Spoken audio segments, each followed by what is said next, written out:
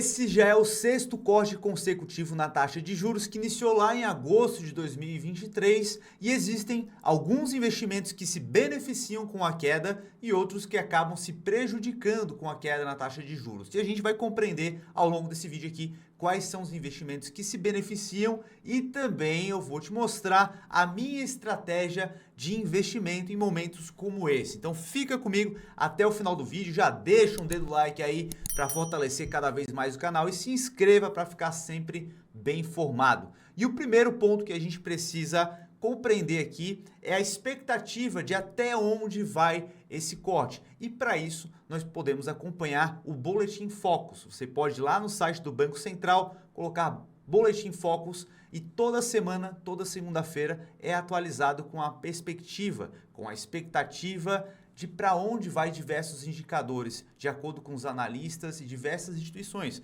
Então a gente tem aqui que por 12 semanas consecutivas, nós temos que a previsão para encerrar 2024 com a taxa Selic será de 9%. Isso é uma previsão, não é bater o martelo falando vai ser 9% e ponto final.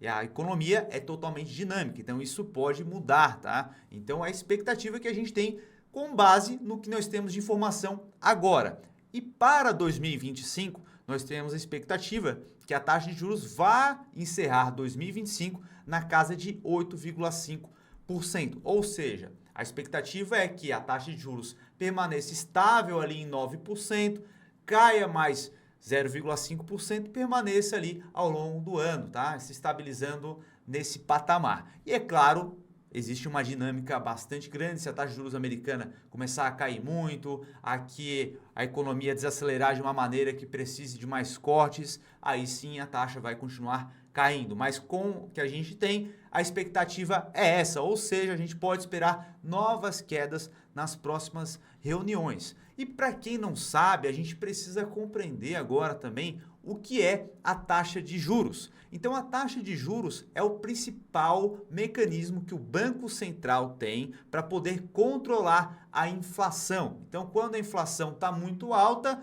a taxa de juros acaba se elevando. Quando a taxa de juros está mais baixa e aí a economia está muito acelerada também, é um dos motivos que o Banco Central acaba reduzindo a taxa de juros para poder fomentar a economia. E aí a gente percebe que também essa taxa é utilizada como a referência para investimentos e também para financiamentos. E isso acaba aquecendo a economia de alguma forma ou desaquecendo a economia. Então, para ficar bem claro, imagina o seguinte, imagina que a taxa de juros está mais elevada.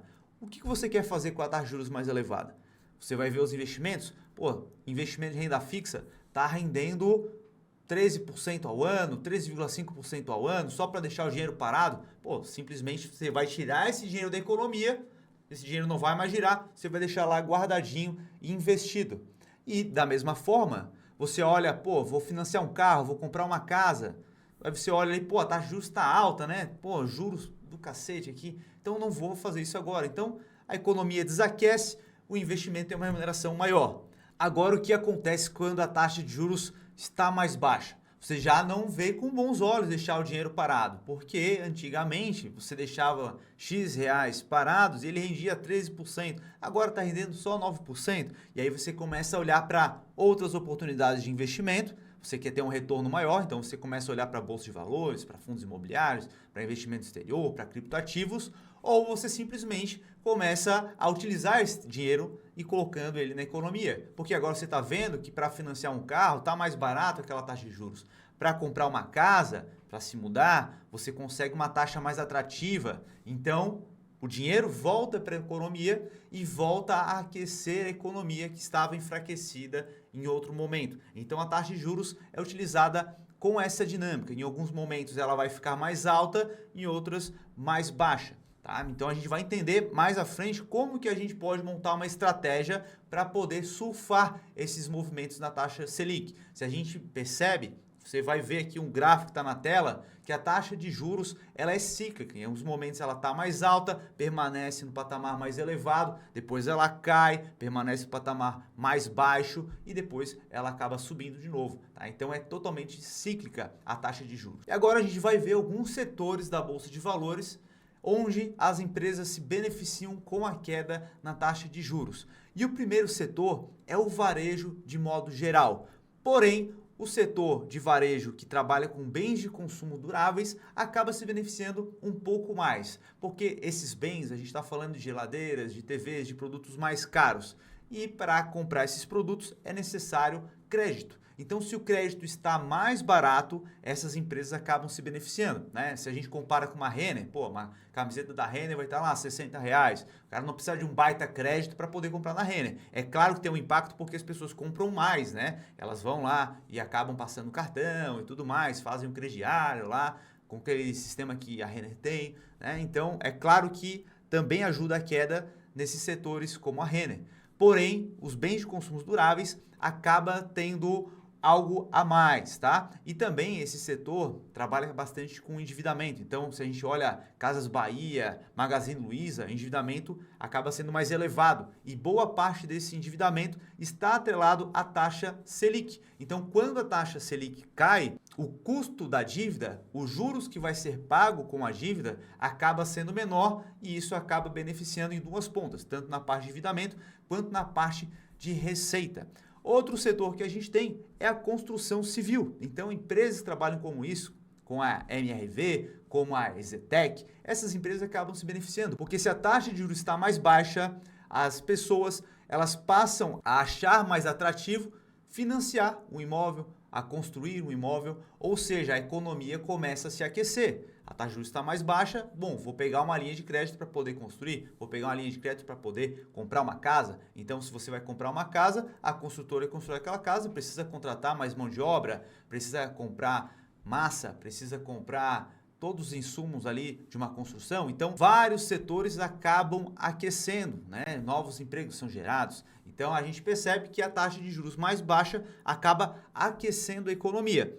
Outro setor também é de locação de veículos. Então, aqui a gente tem a Movida, tem a Localiza, e esse é um setor especificamente que é bastante endividado, bastante alavancado, né? E o que acaba acontecendo é que por volta de 90% desse endividamento dessas empresas está atrelado à taxa Selic também. Ou seja, se a taxa Selic cai, essas empresas acabam se beneficiando, a lucratividade dela acaba aumentando, porque ela vai pagar menos juros. Agora, a gente também tem o setor de energia, que também trabalha com uma alavancagem mais elevada por conta da previsibilidade, né? São contratos de longo prazo, então elas têm uma previsibilidade de caixa e elas acabam desenvolvendo os novos projetos através de dívida. E essa dívida, ela acaba sendo paga quando esse projeto é colocado em prática, esse fluxo de caixa acaba pagando esse endividamento que ela acabou contraindo. Então, outro ponto positivo é que se os juros caem, essas empresas pagam menos juros também. Então, elas acabam sendo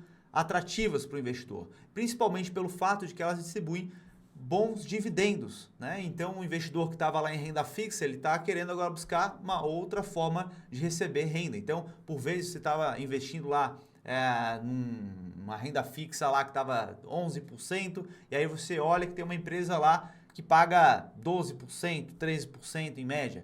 E aí o que acaba acontecendo é que essas ações acabam se valorizando. E aí você vai olhar agora, aquela empresa que pagava 13% de dividend yield, agora está a 7%. Isso porque o mercado se antecipa, ele faz os movimentos de forma antecipada. O mercado já sabia lá atrás, quem acompanha o canal aqui há mais tempo, antes de iniciar o corte na taxa de juros, a gente já falava que o momento é de se posicionar pesado em ações para poder aproveitar esse movimento.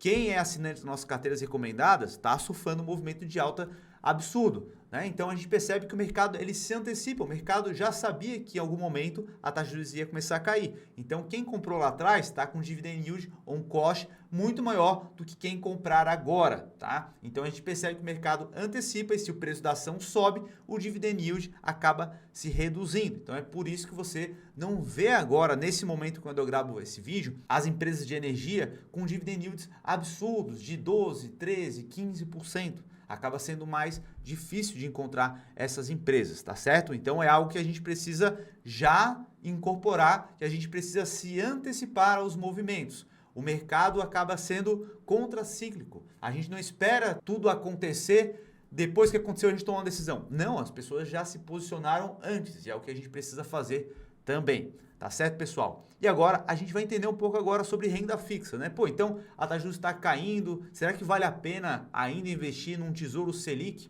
um Tesouro IPCA+?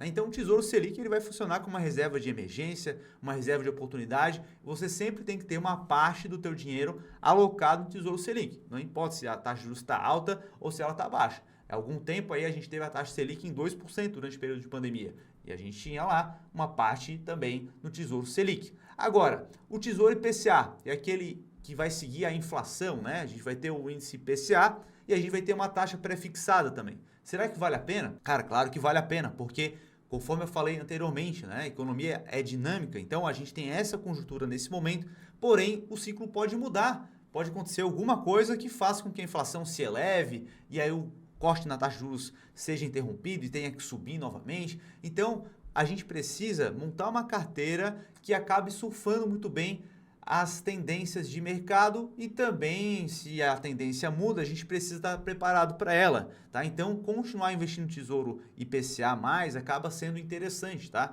Então, a gente percebe aqui, que está na sua tela, que a gente tem o Tesouro IPCA 2029 com IPCA mais 5,7%, 2035 IPCA mais 5,79%, IPCA 2045 com 5,9% mais do IPCA, né? E aí tem aquela parte de juros semestrais também ali, que algumas pessoas acabam se confundindo ali. Pô, será que vale a pena pegar com juros semestrais ou não? Eu não recomendo pegar com juros semestrais para quem está construindo patrimônio, porque você vai perder o efeito de juros compostos se você receber parte do rendimento de forma antecipada. O interessante é você manter aquele investimento ali ao longo do tempo e ele vai gerando juros sobre juros e você vai ter um montante maior lá no vencimento, tá certo? Então, é interessante continuar investindo sim no IPCA+. E agora é o seguinte, cara, tá curtindo esse vídeo aqui até agora? Então deixa um dedo no like, se inscreve no canal, porque agora a gente vai ver aqui a estratégia que eu utilizo nesses momentos, né? E a estratégia que eu utilizo nesse momento que é de juros é exatamente a mesma que eu utilizo quando a taxa de juros está mais elevada, tá? Ela não se altera, porque ela é determinada de forma anterior para poder surfar os movimentos de mercado, seja com a taxa mais alta ou a taxa mais baixa, tá? Então a gente vai definir o quanto a gente vai ter em cada tipo de ativo. Então, por exemplo, vou te mostrar aqui na planilha de macroalocação como que a gente pode fazer isso, tá? Então vamos lá. Valor investido. Vamos supor aqui que a gente vai investir R$10.000. Com esses R$10.000, a gente precisa definir qual vai ser a nossa exposição em renda fixa e em renda variável. Então, em renda fixa, vamos supor que eu queira ter 30% em renda fixa. E em renda variável, eu quero ter 70%. Bacana, então já foi pré-definido isso. Qual será a minha exposição em renda variável dentro do Brasil e lá no exterior? Pô, eu estou começando agora, eu quero ter mais aqui no Brasil, 80% aqui no Brasil e 20% no exterior. Bacana. Agora, dessa parte de renda variável, qual é a proporção que você quer ter em ações de empresas e alocados em setor imobiliário, né? Em fundos imobiliários, REITs, que são espécies de fundos imobiliários lá do exterior? Ah, eu quero ter 70% em ações e 30% em imóveis, né? Então, legal. Então, aqui agora a gente tem a nossa macroalocação. Então, desses R$10.000, a gente vai ter lá R$3.000 em renda fixa, 3.920 em ações, R$980 em ações internacionais, 1.680 em fundos imobiliários e R$420 em REITs, que são espécies de fundos imobiliários americanos, tá? Então agora a gente tem a nossa macroalocação aqui. Então, caso a gente tenha ações e ela suba demais, agora a nossa exposição em renda fixa ficou menor. Então, o nosso próximo aporte vai ser em renda fixa, certo? Então, por exemplo, a gente montou aqui com R$10.000. Imagina agora que passaram-se aí 2, 3 meses e a gente tem R$5.000 agora para aportar. Então, o nosso valor total a ser investido vai ser de 15.000, né? Então, agora a gente vai simplesmente aumentar a nossa exposição. Então, se as ações subiram aqui, então a gente tinha lá anteriormente, a gente tinha 3.920 em ações. Passaram os 3 meses e subiu para caramba. E aí, agora a gente precisa ter 5.880.